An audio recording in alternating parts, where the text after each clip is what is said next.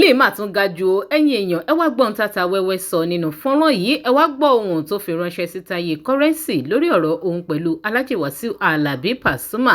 Ó ní àwọn kan wà tó ṣe wípé tán bá ti jámọ́ nǹkan kan bọ́n bá ti lówó lọ́wọ́ tán ti jẹ́ èèyàn nínú ayé wọ́n á máa sá kúbẹ́kúbẹ́ wọ́n á máa ṣe bí ẹni tó lóyà lẹ́yìn ẹni tí wọ́n fẹ́ fojú jọ àmọ́ tó bá ti di pé nǹkan wá tẹ̀ wọ́n lọ́wọ́ tán táwọn náà lágbára táwọn náà ganu ayé wọ́n máa mọ̀ ṣe bí ìgbà wípé Ọlọ́run wà lẹ́yìn wọn wọ́n mọ̀ ṣapá kandakanda.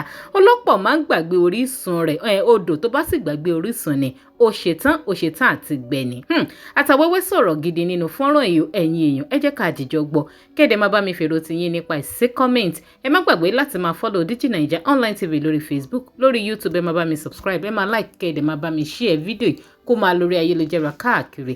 ẹ̀yin yẹn já àtijọ́ gbọ́n tí Atawewe sọ nínú fọ́nrán yìí nípa ohun tó ń lọ rògbòdìyàn tó wà ńlẹ̀ láàrin Alhaji Wasiu Alabi Pasuma pẹ̀lú ìkànnù àwọn loyalist tí wọ́n tẹ́lẹ̀ ìyún Taye Currency. ẹ jẹ́ àjíjọ gbọ́n Atawewe sọ nínú fọ́nrán yìí ẹ̀yin èèyàn. ara tí ènìyàn kò máa fáwọ́kù ènìyàn rí ara mi bàbá Túndé kò sẹ́dá tó mọ̀ lọ.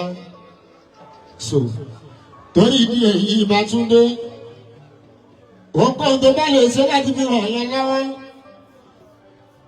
nípa jíjẹ ìmúmú máa gbólé tó bá ti ń gbóúnjẹ sórí tébù ìwọ náà support ṣé wọn bá tí wọn bá lè ṣe kó jẹ bíntí tó bá jẹ tásẹrẹ ètò ọba ṣe ó lè ní òun ló máa gbẹ́ni náà ákìlẹ̀ sílẹ̀ ìmọ̀ náà lárugẹ kàpọ̀lé ó ti lọ nìyẹn.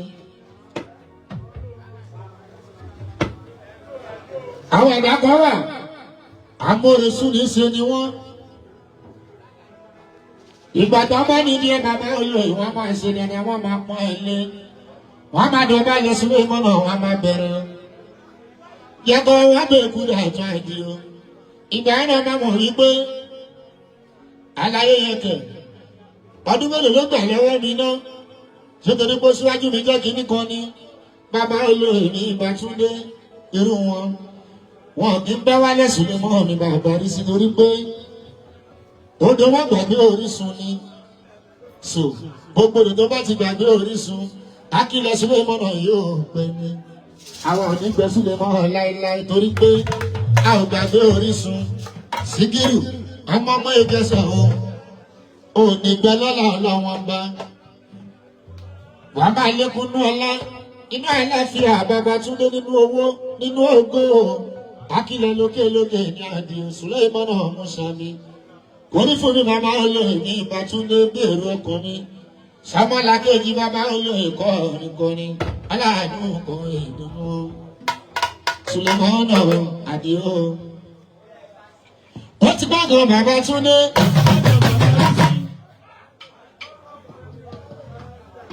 ó ti gbàgbọ́ bàbá rí sí. ó ti gbàgbọ́ bàbá Túndé. ó ti gbàgbọ́ bàbá rí sí. aláyé ti ń forí bọ́bọ̀ nígboro. tájí ń forí rọ́bọ̀ nígboro. lẹ́bọ̀ bóyá jẹ́sọ̀ onítọ̀lú kí lọ pẹ́ sórí náà ò fọ́ yámáyámá adéyẹ ló ń bọ̀ wájú adéyẹ ló ń bọ̀ wájú ẹgbẹ́rúmú.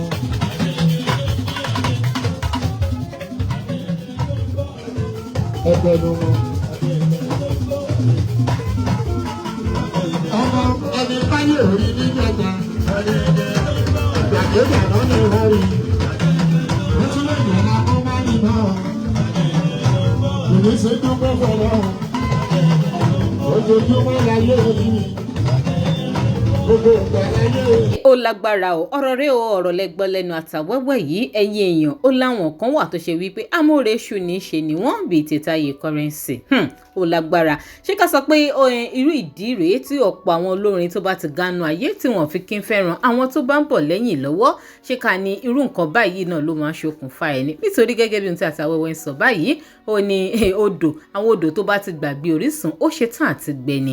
ẹ̀yin èèyàn kí lójú tẹ́yìn náà fi wọ̀ ọ̀rọ̀ ìyàwó ló kọ kọ sí yín ṣẹ́yìn náà faramọ́ bí Atawewe ṣe ṣàlàyé ẹ̀ sílẹ̀ yìí àbí ẹ̀yin tún ní contrary opinion ẹ máa bá mi jù sí kọ́mẹ̀ntì. Ẹ má gbàgbé láti máa bá mi follow DIGINAIJA online TV lórí Facebook bẹ́yìn ò bá tí ì follow wa tẹ́lẹ̀. Ẹ rí link kan ní comment section fídíò tó máa gbé yín lórí Facebook page wa. Ní YouTube ẹ máa bá mi subscribe, ẹ máa like kéde, máa bá mi share fídíò kó máa lórí ayélujára káàkiri. Kí mi àti yín ká tó pàdé láyé àti àlàáfíà. Ẹ ṣeun tẹ́ ẹ̀ darapọ̀ mọ́ mi tẹ́ ẹ̀ ń gbọ́ mi ní gbogbo ìgbà.